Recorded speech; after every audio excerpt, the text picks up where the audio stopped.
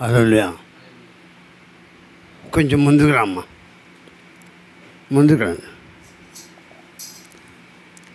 మంచిది. ప్రేమైన దేవుని బిడ్డలారా, ఎక్కడిద్దరు ముగ్గురు కూడి నా నామమున ప్రార్థన చేద్దరు అక్కడే నేను ఉంటానని వాగ్దానం చేసిన పరిశుద్ధాత్మ దేవుడు మన మధ్యలో మనలో ఉన్న పరిశుద్ధాత్మ దేవునికి ఉన్నాను తెలుస్తూ ఈ రాత్రి దేవుని సన్నిధిలో మీకు యేసుక్రీస్తు నామములో ఉన్నాను తెలుస్తున్నాను. కొన్ని మాటలు దేవుని వాక్యాన్ని పంచుకుందాం. మీ మనసు అటు ఇటు పెట్టగా జాగ్రత్తగా దేవుని వాక్యం వినాలని ప్రభు పేట మీకు మనం చేస్తున్నాను. దేవుడు మిమ్మల్ని అందరినీ దీవించునుగాక. పరిశుద్ధ గ్రంథంలో మత్తయి శుభవార్త 11వ అధ్యాయం 29 వచ్చిన మాత్రమే చదువుకుందాం. మత్తయి శుభవార్త 11వ అధ్యాయం 29 వచ్చిన మాత్రమే. నేను సాత్వికుడను దీన మనస్సు గలవాడును గనక మీ మీద నా కాడి ఎత్తుకొని నా అద్దె నేర్చుకున్నాడే, అప్పుడు మీ ప్రాణములకు శాంతి దొరుకును. ప్రార్థన చేసుకున్నాను. మహాపరిశుద్ధమైన మా ప్రియ పరలోకపు తండ్రి, మీ బంగారు పాదములకు స్తుతులు స్తోత్రములు. నాన్న ఈ రాత్రి బిడ్డలతో మాట్లాడండి. మీకు మీరే మహిమ చేసుకొని మీరు మహిమ పొందమని ప్రత్యేకించి తండ్రి కుమార పరిశుద్ధాత్మ ప్రార్థన మందిరాన్ని క్రమక్రమంగా అభివృద్ధిపరిచి ప్రపంచ జనాంగాన్ని మాదిరిగా వచ్చి మీరు మహిమ పొందమని దయచి మీరే సహాయం చేయమని, ముఖ్యంగా రాత్రి మీ సంలోచన దీవించి వినగల చెవి గ్రహించడం దయచేయమని, మంటి ఘట్టము ద్వారా మీరు మాట్లాడమని యేసు నామములో ప్రార్థన చేస్తున్నాను తండ్రి. Amen, amen, amen. హల్లెలూయా. గడియమ్మడ హల్లెలూయా. దేవునికి మహిమ కలుగునుగాక, దేవునికి ఘనత కలుగాక, దేవునికి స్తుతులు కలుగాక. మళ్ళీ చదవండి. నేను సాత్వికుడను దీన మనస్సు గలవాడును గనక మీ మీద నా కాడి ఎత్తుకొని నా ఏం చెప్తున్నాడు, నా యొద్ద నేర్చుకునండి. అంటే నేను ఎలాంటి స్వభావం కలిగిన వాడిని? దీన మనస్సు. దీన మనస్సు అంటే ఏంటి? తగ్గింపు జీవితం. తగ్గింపు జీవితం. ఆయన ఎలాగ తగ్గించుకున్నాడంటే, ఆయన మహామహుడు, భూమి ఆకాశంలో సృష్టించినవాడు, ఆయన సమస్తాన్ని నోటి మాట చేత కలిగి దేవుడు అయ్యిండు కూడా తను తాను తగ్గించుకొని ఎక్కడ జన్మించినాడు? కన్య మరియ గర్భములో పశువుల పాకలో జన్మించినాడు. అంటే ఆయన సృష్టి యావత్తు కలిగి చేసిన వాడు. అంటే సమస్తాన్ని నిర్మించిన దేవుడే, సూర్య చంద్రాదులను నిర్మించిన దేవుడే, భూమిని కలుగునాక అన్ని కలుగజేసిన దేవుడే ఏం చేసినాడు? తగ్గించుకున్నాడు. తగ్గించుకొని ఎందుకు ఆయన తగ్గించుకున్నాడంటే లోకానికి రక్షణ ఇవిడ. ఒకసారి తీయండి ఫిలిప్పీయులకు రాసిన పత్రిక 2వ అధ్యాయం. ఫిలిప్పీయులకు రాసిన పత్రిక 2వ అధ్యాయం చదవండి. 6, 7, 8 వచనాలు చదవండి. అట్లా ఎక్కడ తగ్గించుకున్నాడో అక్కడ రాయబడింది. ఫిలిప్పీయులకు రాసిన పత్రిక. ఆయన దేవుని స్వరూపం కలిగి ఉన్నాడండి. దేవునితో సమానంగా ఉండట విడిచిపెట్టకుండా భాగ్యం అని ఎంచుకోలేదు. కానీ ఎట్లా తగ్గించుకున్నాడు? మనుషులో పోలిక పుట్టాడు. అంటే ఆయన దేవుడు, అంటే సూర్యుని చంద్రుని కలుగజేసిన దేవుడు. ఆయన మహామహుడు, కోటాను కోట్ల దేవదూతల చేత నిత్యము పరిశుద్ధుడని పొగడబడుతున్న దేవుడు దరిద్రుడిగా ఎందుకు జన్మించినాడంటే, ఎందుకు తగ్గించుకున్నాడంటే, ఎందుకు ఇలాగూ సాధు గుణంతో ఇలాగ జన్మించినాడంటే లోకానికి రక్షణ ఇవ్వడానికి. అందుకని ఆయన మళ్ళీ చదివిన ఆయన కింద 7, 8 ఆయన దేవుని స్వరూపం గలవాడండి. దేవునితో సమానంగా ఉండుట విడిచిపెట్టిన కూడా భాగ్యం నేర్చుకోలేదు. కానీ మనుషుల పోలిక పుట్టి దాసుని స్వరూపము ధరించుకున్నాడు. ఎంత తగ్గించుకున్నాడు? మనుషుల పోలిక పుట్టి దాసుడుగా జన్మించినాడు. దాసుని ధరించుకొని తను తానే రిక్తునిగా చేసుకొని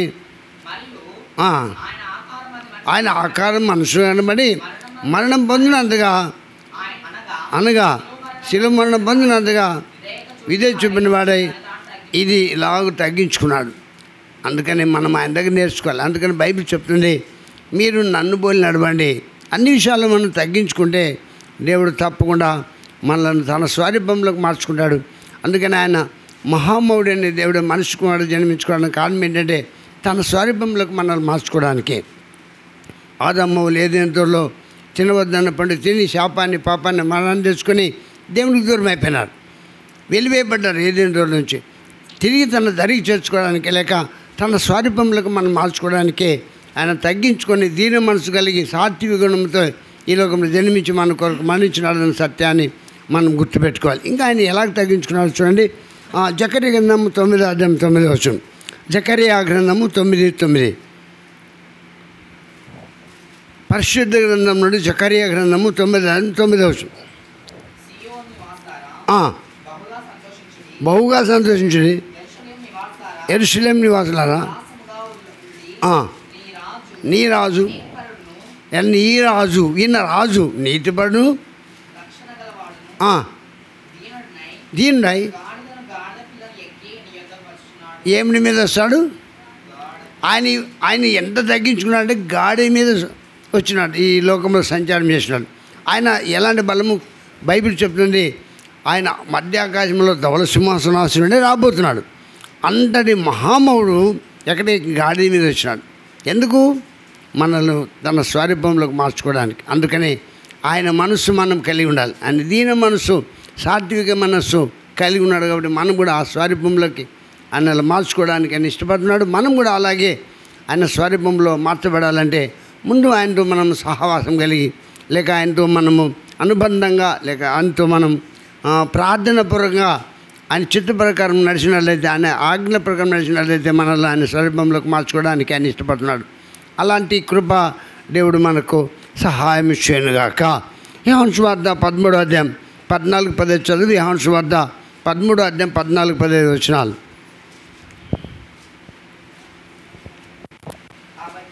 కాబట్టి ప్రభువును బోధకునైనా నేను మీ పాదముల కనీలా మీరును ఒకరి పాదములు ఒకరు. ఆయన ఎంత తగ్గించుకున్నాడు చెప్పండి? ఎంత తగ్గించుకున్నాడు? శిష్యుల పాదాలు కడిగి ఎంతగా తగ్గించుకున్నాడు. ఇప్పుడు ఆయన ఏం చెప్పాడు? కింద చదివినా మళ్ళీ 13-14. కాబట్టి ప్రభువును బోధకు నేను మీ పాదములు కడిగినలా మీరును ఒకరి పాదములు ఒకరు కడగవలసిందే. చూడండి, ఆయన ఎంత శిష్యుల పాదాలు కడిగేంత తగ్గించుకోండి. ఆయన ఏం చెప్పినాడు? నేను చేసిన ప్రకారం మీరును అలాగే చేయండి. ఇప్పుడు ఎంతమంది చేస్తున్నారు? ఇది బైబిల్లో వచనమే కదా, మీరు అర్థమవుతుందా? మళ్ళీ చదువు గట్టిగా. అయ్యో, కాబట్టి బాగా వినాలి మీరు. ప్రభువును బోధకు నేను మీ పాదములు కనీలా మీరును ఒకరి పాదములు ఒకరు కడగవలసిందే. నేను మీకు చేసిన ప్రకారం మీరును చేయాలి. నేను మీకు మాదిరిగా ఇలాగ చేయండి. ఆయన ఎంత తగ్గించుకున్నాడు? శిష్యుల పాదాలు కడిగినాడు. కడుగుతూ నీవు కూడా చేయన్నాడు. ఎంతమంది చేస్తున్నారు? ఎంతమంది పాస్టర్లు చేస్తున్నారు? చూడండి, ఆయన మాట మనం వింటున్నామా? దేవుని కృప చేత తండ్రి కుమార పరిశుద్ధాత్మ ప్రార్థన ఆరంభించిన దాని నుంచి నేటి వరకు కూడా దేవుడిచ్చిన వాగ్దానాన్ని మనం నెరవేరుస్తున్నాం. ఇది దేవుని వల్ల కలిగిన కార్యమే కానీ మనుషుల వల్ల కలిగింది కాదు. ఎప్పుడైతే మనము ఆయన స్వరూపంలోకి మార్చబడాలంటే మనం ఆయన చిత్తము చొప్పున నడవగలగాలి. అప్పుడే ఆయన మనల్ని మార్చుకుంటాడు, తన చిత్తము చొప్పున మనల్ని నడిపిస్తాడని కూడా నేను మీకు జ్ఞాపం చేస్తున్నాను. ఈలాగు చేయట దేవుని చిత్తం. తను చేసినాడు, మనల్ని చేయమన్నాడు. చేస్తున్నాం లేదు? ఇప్పుడు మనం చేస్తున్నాం లేదు? చెప్పండి. తండ్రి కుమార పరిశుద్ధాత్మ మందిరంలో ఆ వాక్యాన్ని దేవుని మన ద్వారా నెరవేరుస్తున్నాడని కూడా నేను మీకు జ్ఞాపం చేస్తున్నాను. అంతేండి. 1 పేతురు 2:20. 1 పేతురు 2:20 వచనం.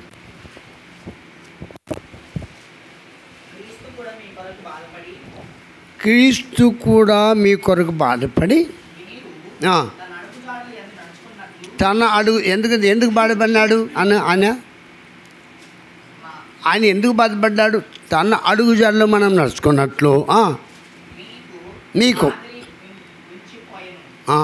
తన అడుగుజాడలో ఆయన ఏం చేసినాడు? నాది నేర్చుకున్నాడు అన్నాడు. నేను సాత్వికుడును దీన మనసు కలవను కనుక మీ మీద నా కాడి ఎత్తుకున్నదే నేర్చుకోనండి. ఇప్పుడు మనం ఏం నేర్చుకుంటున్నాం? మళ్ళీ చదువు. 1 పేతురు 2:20. ఎందుకొరకు? మీ కొరకు నేను బాధపడి మీరు తన అడుగుజాడలందు నడుచుకున్నట్లు మీకు మనం నడుచుకోవాలని మనకు మాదిరిగా ఉంచిపోయాడు. కింద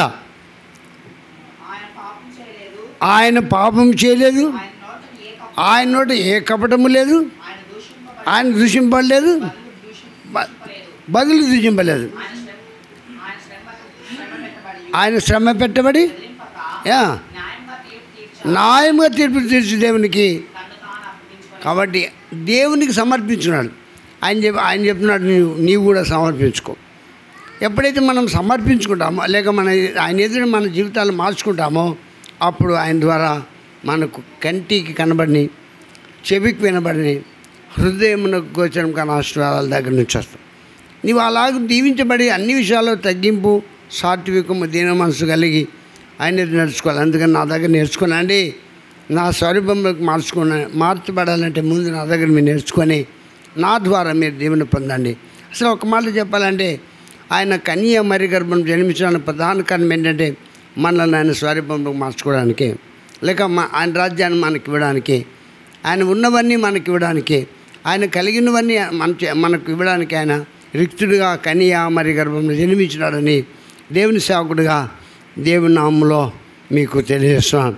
ఏంటి మొదటి యోహాను 2వ అధ్యాయం 5-6 చదవండి. మొదటి యోహాను పత్రిక 2వ అధ్యాయం 5-6 వచనాలు.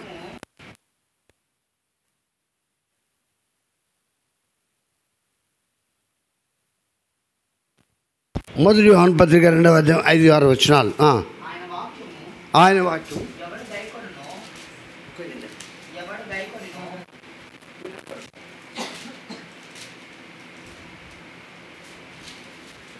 ఆయన వాక్యము ఎవడు గైకొనునో ఎవరు దేవుని ప్రేమ ఎప్పుడు పరిపూర్ణం అవుతుంది? గైకొంటేనే, వింటే కాదు, గైకొనాల. చాలామంది వింటారు కానీ మర్చిపోతారు. కాబట్టి వినడం ప్రాముఖ్యము కాదు, కానీ విన్న మాటలు గైకొనాలి. గైకొన్నప్పుడే ఏం పరిపూర్ణమవుతుంది? ఆయన ప్రేమ పరిపూర్ణం. ఆయన ప్రేమ మనకు, ఆయన ఒక్క మాటలో చెప్పాలంటే ఆయన ఎంతగా ప్రేమించినాడు మనల్ని, ప్రాణం ఇచ్చేంతగా ప్రేమించినాడు. మళ్ళీ చదువు. ఆయన వాక్యము ఎవడు గైకొను వానిలో ఆయన ఎంత నిల్చున్నవాడని చెప్పుకున్నవాడు ఆయన ఎలాగ నడుచుకున్నానో తానును, ఆయన ఎలాగ నడుచుకున్నానో అలాగే తాను నడుచుకున్న బద్ధుడై ఉన్నాడు. మనం ఆయన ఉన్నామని దీనివల్ల ఆయన ఆయన ఆయన బిడ్డలుగా మనం ఉండాలంటే ఎట్లా చేయాలా? ఆయన ఎలాగ నడుచుకున్నాడు అలాగే నడవాలి. 6వ వచనం నుంచి 5-6. ఆయన వాక్యం ఎవడు గైకొనునో, బాగా వినాలి మాట, ఆయన వాక్యం ఎవడు గైకొను వానిలో దేవుని ప్రేమ నిజముగా పరిపూర్ణమైన. ఆయన ఎందుకు నిల్చున్న వాడని చెప్పుకున్నవాడు ఆయన ఎలాగ నడుచుకున్నా అలాగే తాను నడుచుకున్న బద్ధుడై ఉన్నాడు. ఆయన ఎలాగ నడుచుకున్నాడు? మౌనంగా.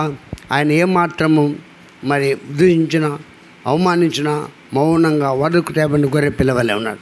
ఈ లోకంలో మనం కూడా అన్ని విషయాల్లో శ్రమలు వచ్చినప్పుడు, బాధలు వచ్చినప్పుడు, వేదనలు వచ్చినప్పుడు మనం దేవుని వైపు చూసినట్లయితే దేవుడు మన పక్షాన నుండి మనకున్న బాధలు వేదనలు నివారించి మన ద్వారా తన నామానికి మహిమ తెచ్చుకుంటాడని దేవుని సేవకుడిగా తెలియజేస్తున్నాను.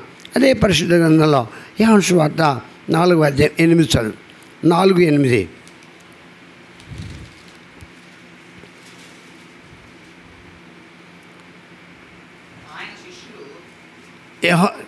మొదటి యోహాను 4వ అధ్యాయం 8 వచ్చు. మొదటి యోహాను 4:8. దేవుడు ఏమైనాడు? ప్రేమ స్వరూపి. ప్రేమ లేనివాడు దేవుని ఎరగడు. బైబిల్ అంతా దేనిలో ఇమిడి ఉంది? కాబట్టి మనం ప్రేమ చాలామంది ప్రేమించేది తెలియదు. నేను దేవుని ప్రేమిస్తున్నాను అంటాడు, కానీ పొరుగువాడిని ప్రేమించడు.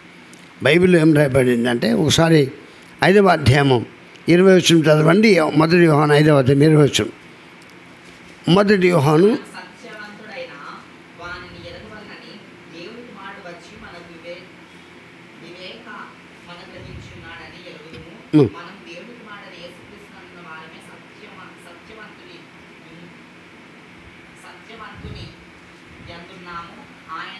లేదు బాబు, 4వ అధ్యాయం 20 వచనం.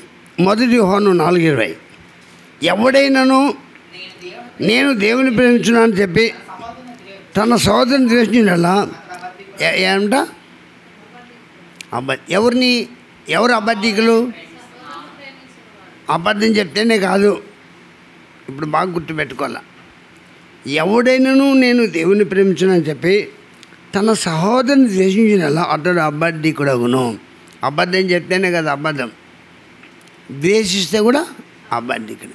చాలా సందర్భాల్లో మనం ఎక్కువగా ద్వేషించే స్వభావం ఉందే లేదా? ఉంది. అయితే దేవుని సన్నిధిలో ప్రభావం నేను ద్వేష స్వభావం కలిగిన వాడిని, దయతో నన్ను క్షమించమని ప్రార్థించాలి. అప్పుడు అబద్ధికులు దేవుని రాజ్యానికి వారసులు కాదు. అసలు ఒక మాట చెప్పాలంటే ప్రేమే. ధర్మశాస్త్రం అంతా 2 అక్షరాలు ఇమిడి ఉంది, గ్రంథం అంటే 2 అక్షరాలు ప్రేమ. కాబట్టి మనం ప్రేమించాలి, దేవుని ద్వారా ప్రేమ పొందుకోవాలి. మనం ప్రేమిస్తేనే దేవుడు మనల్ని ప్రేమిస్తాడు. ఇతరులు ద్వేషిస్తే దేవుని ద్వారా మనం కూడా ద్వేషించబడతాం. కాబట్టి ఈ సత్యాన్ని గుర్తుపెట్టుకో. తాను చూచిన సహోదరుని ప్రేమింపని వాడు తాను చూడని దేవుని ప్రేమింపలేడు. దేవుని ప్రేమించేవాడు తన సహోదరుని కూడా ప్రేమింపల ఆజ్ఞకు మనం ఆయన వల్ల పొందిన్నాం. మనం ఆయన వల్ల ఆజ్ఞ పొందిన్నాం. 20 మళ్ళీ సంపూర్ణంగా చదివి ఎవడైనాను నేను దేవుని ప్రేమించున్నా అని చెప్పి తన సహోదరుని ద్వేషించినలా అతడు అబద్ధికుడగును. తాను చూడని దేవుని ప్రేమింపలేడు. చూచిన సహోదరుని ప్రేమింపని వాడు చూడని దేవుని. మరి చాలామంది అనుకుంటారు నాకు మనుషులొద్దు దేవుడు ఒకటే కావాలంటారు లేదా? చాలామంది పొరుగు వాడిని ప్రేమించుకుంటే దేవుడు ఒకటి కావాలి, ప్రార్థనకు వస్తారు, ఏదో చేస్తారు, కానీ పొరుగు వాని పట్ల సరైన ప్రేమ ఉండదు. అటువంటి వాళ్ళు అబద్ధికులు దేవుని రాజ్యానికి వారసులు కానీ దేవుని ప్రేమించేవాడు ఆయన ఆజ్ఞ వల్ల తన సోదరుని కూడా ప్రేమ వల్ల ఆజ్ఞను మనం ఆయన వల్ల పొందుకున్నాం. కాబట్టి ఆయన ఆజ్ఞ అతిక్రమ పాపంలో జీతము మరణం. ఇప్పుడు మనం అందరూ ఆయన ఆజ్ఞలుగా కొనాలి. ఆజ్ఞలు అంటే 10 ఆజ్ఞలే కాదు, పొరుగువాన్ని ప్రేమించాలని ఆజ్ఞ అందులో ఉంటుంది. నేను వాళ్ళని పొరుగుని ప్రేమించు ఉన్నా లేదా? కాబట్టి మనము ఆయన ప్రేమించి ఇతరులను ప్రేమించి మనం దేవుని ద్వారా ప్రేమ పొందుకొని ఆ ప్రేమలో పరిపూర్ణం కావాలంటే మనము ఆయన బిడ్డలుగా నమ్మకంగా యథార్థంగా తగ్గింపు జీవితం కలిగి వినయం కలిగి విధేయత కలిగి జీవించాలి. అంత మాత్రమే కాదు, ఆయన ఎదుట మన జీవితాలు మార్చుకొని ఆయన ఎదుట మన పాపంలో ఒప్పుకొని విడిచిపెట్టే ఆయన నమ్మకమైన వాడు, యథార్థవంతుడు. ఆయన కలవరిశిల్లో ఖర్చు రక్తంతో మన దోషములకు అడిగి తన స్వరూపంలోకి మార్చుకొని ఆయనకు సమీపంలో లేక ఆయన రాజ్యంలో ఉంచుకునే దేవుడని దేవుని సేవకుడుగా తెలియజేస్తుంది. దేవుడి మాటలు మన వినికిలో దించునుగాక. దేవునికి మహిమ కలుగునుగాక, దేవునికి ఘనత కలుగాక, దేవునికి స్తుతులు కలుగాక. ఇంతవరకు చెప్పబడిన వాక్యం శాతమా ప్రార్థించిన తర్వాత నేను చివరి ప్రార్థన ఆస్వాదిస్తాను.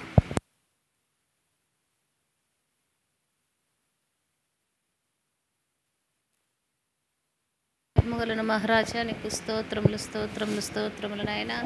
అవును తండ్రి, నైనా గడిచిన ఉదయకాలం నుంచి ఈ రాత్రి కలశం వరకు మమ్మల్ని ఎంతగానో కాచి కాపాడి నీ కృపలో భద్రపరిచి నైనా మరొకసారి నీ సన్నిధానంలో చేరి నేను స్తుతించుటకు నేను మహిమపరచుటకు మీరిచ్చిన కృపను బట్టి నీకు స్తోత్రాలు వందనాలు చెల్లిస్తున్నాము నాయనా. నీ దైవదాసుడు నీ పక్షాలను బడి నీ పరిశుద్ధమైన మాటలు బయలుపరిచినాడు తండ్రి. అవును నాయనా, నా తండ్రి దీన మనసు కలిగి నా తండ్రి తనను తాను తగ్గించుకొని వ్యక్తునుగాను దాసునుగాను జన్మించి నా తండ్రి మా కొరకు నా తండ్రి నా తండ్రి మా కొరకు మీరు ఎంతగానో తగ్గించుకున్నటువంటి దేవుడు అయానికి స్తోత్రాలు వందనాలు చెల్లిస్తున్నాం నా తండ్రి. నిజముగా నా తండ్రి మీరును అలాగ ఉండండి అని నీ వాక్యం సెలవిస్తున్నది ప్రభువా. అయా ఈ లోకంలో జీవిస్తున్నటువంటి మేము సమస్తంలో తగ్గించుకొని నా తండ్రి ఏ విధంగా నీవు జీవించావు క్రీస్తేసు కలిగిన మనసును మీరును కలిగి ఉండండి నీ వాక్యము ద్వారా సెలవిచ్చినటువంటి తండ్రి అయానికి స్తోత్రాలు వందనాలు చెల్లిస్తున్నాం నా తండ్రి. నిజముగా నా తండ్రి చూసిన సహోదరుని ప్రేమించినప్పుడు చూడని దేవుని ప్రేమించడని నీ వాక్యము సెలవిస్తున్న తండ్రి. నిజముగా సహోదరుని ప్రేమించి నా తండ్రి నా తండ్రి నీ చిత్తానుసరంగా నీ ఆజ్ఞకు లోబడి నీ యందు భయభక్తులు కలిగి జీవించుటకు మీరే సహాయన కృపను దయచేయండి. అయానికి స్తోత్రాలు వందనాలు చెల్లిస్తున్నాం నా తండ్రి. అవును ప్రభా, ప్రేమ అనేక దోషములు కప్పుచున్నది గనక దేవా నీ ప్రేమను కలిగి లోకములో జీవించుటకు మీరే సహాయన కృపను దయచేయండి. అయానికి స్తోత్రాలు. మా కొరకు నా తండ్రి మీరు ఎంతగానో తగ్గించుకొని నైనా నా తండ్రి నైనా పాదములు మీరు కడిగినటువంటి దేవుడు అయానికి స్తోత్రాలు. ఎందుకంటే నీ స్వరూపంలోనైనా మమ్మల్ని మార్చడానికి నా తండ్రి సమస్తాన్ని మీరు తగ్గించుకున్నటువంటి గొప్ప దేవుడు అని తెలుసుకొని నాయనా ఈ లోకములో జీవిస్తున్నటువంటి మేము కూడా నైనా తగ్గించుకొని వినయము కలిగి విధేయత కలిగి నీ కొరకు లోబడి భయపడి జీవించుటకు మీరే సహాయన కృపను దయచేయమని చెప్పిన దైవదాసుని కూడా మీరు దీవించి ఆశీర్వదించి మీరు మాత్రమే మహిమ ఘనత ప్రభావాలు పొందమని ఇత్తబడిన ప్రతి మాటలోనైనా మా హృదయంలోనైనా ఫలించి అభివృద్ధి పొందడానికి కృప చూపించమని మా యేసు క్రీస్తు నామమున అడిగి వేడుకుంటున్నాము తండ్రి. ఆమేన్.